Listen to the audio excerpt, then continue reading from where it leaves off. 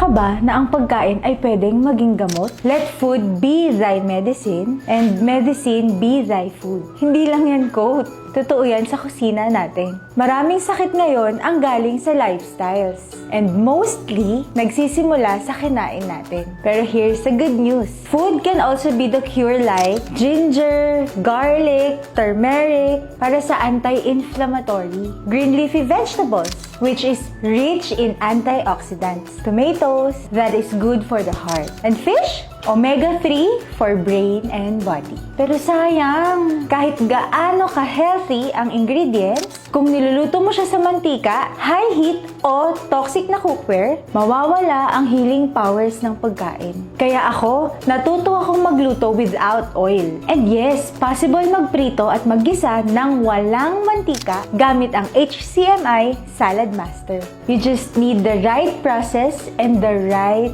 cookware. Hindi lang ito tungkol sa luto, tungkol din ito sa health mo. Sa araw-araw mong choices sa kusina, may power ka to heal or to harm. If you believe food can be healing, it's time to use HCMI Salad Master.